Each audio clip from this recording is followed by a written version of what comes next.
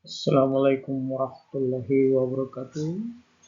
Selamat pagi untuk Indonesia Barat. Selamat menjelang siang untuk Indonesia Tengah dan selamat siang untuk Indonesia Barat. Alhamdulillah, semoga kita sehat dan bahagia. Pada kesempatan ini kita akan bertemu kembali pada pertemuan yang ke-30 dengan judul Hal Instructors Part 3 Sagging and Hugging. Mari kita bahas satu persatu tentang hugging dan sagging. Seperti pertemuan yang ke-29, bahwa saya telah menjelaskan apa yang dinamakan hugging atau sagging. Pada video praga ini ada tersebut dengan W, artinya why. Dalam hal ini Anda bisa melihat MOL, Mitsubishi Oriental Lines, Japan Owner. Kapal kontainer ini sedang berlayar di lautan bebas.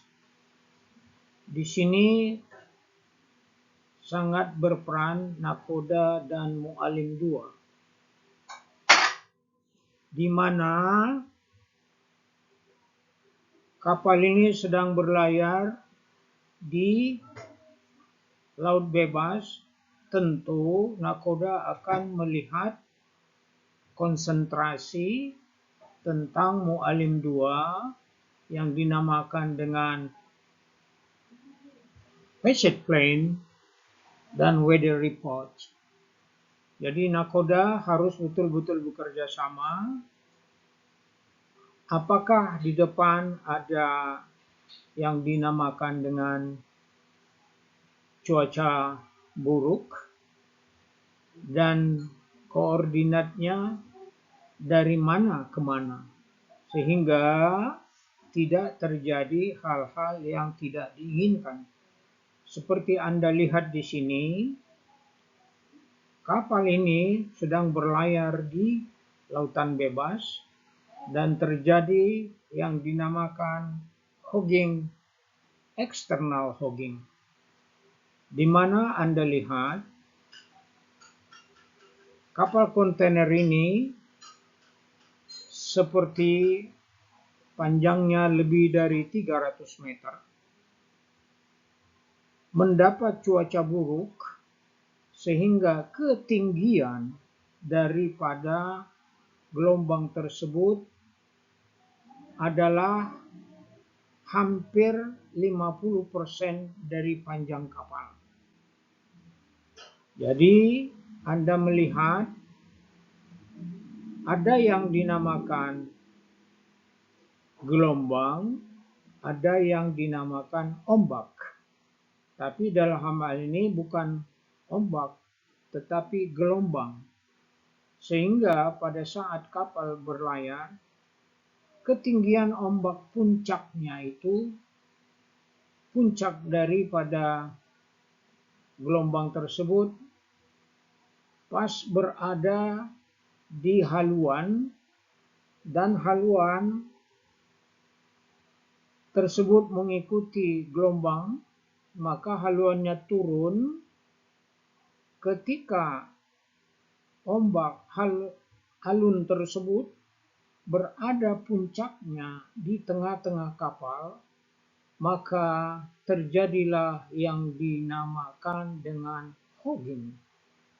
Sehingga Anda lihat akibatnya bahwa kapal kontainer ini akan patah di tengah-tengah, sehingga kamar mesin pun mempengaruhi bunker berada di belakang dan seawater beach berada langsung ke belakang, dan gading-gading yang di tengah kapal itu akan terjadi retak sehingga kapal itu akan bisa mengakibatkan fatal.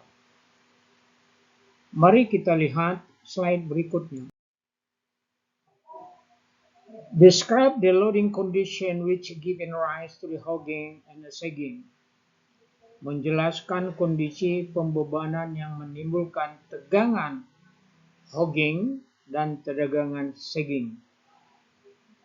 Hogging barusan saya terangkan, dan sagging adalah yang terjadi pada tengah-tengah kapal itu, sehingga kapal itu tengah-tengahnya turun ke bawah atau kebalikan daripada hogging.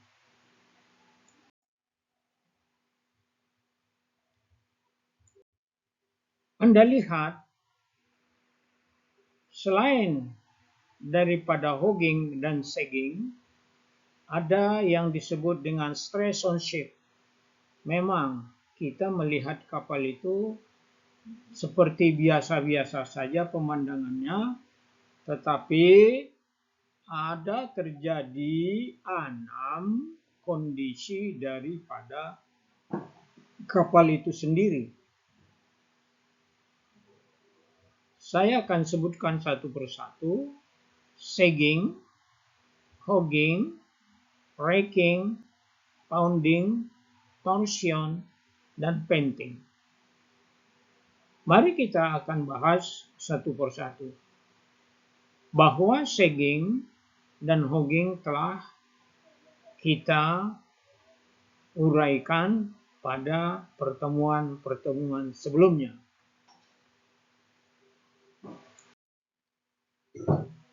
Mari kita lihat.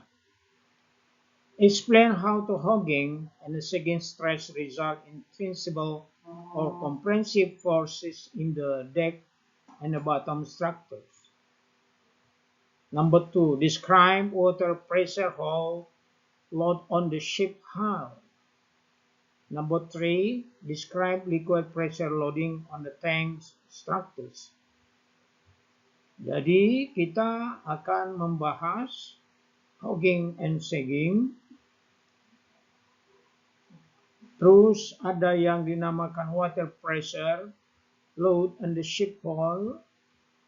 Terus yang ketiga, pressure daripada cairan dalam struktur tangki.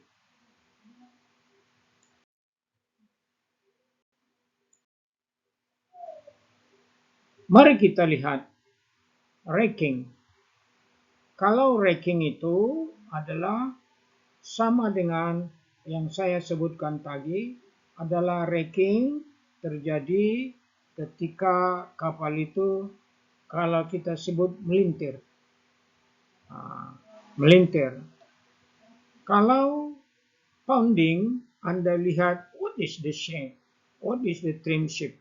Jadi seolah-olah ada trim, bahwa sebenarnya tidak ada trim. Ketika kapal itu berangkat, kita misalkan dari pelabuhan Tolak, dia even keel, contoh muatan draft, initial draft terjadi pada kapal itu ketika berangkat dari pelabuhan, ada yang dinamakan dengan even keel. Contoh seperti kapal saya itu 16 meter panjangnya, trimnya draft depan 16, tengah 16, dan belakang 16. Itu yang dinamakan dengan even keel. Tetapi di dalam pelayaran di laut bebas terjadi pounding, yaitu haluan terangkat, sedangkan bahagian midship sama middle ship masih terendam atau tenggelam dengan kedalaman draft tersebut.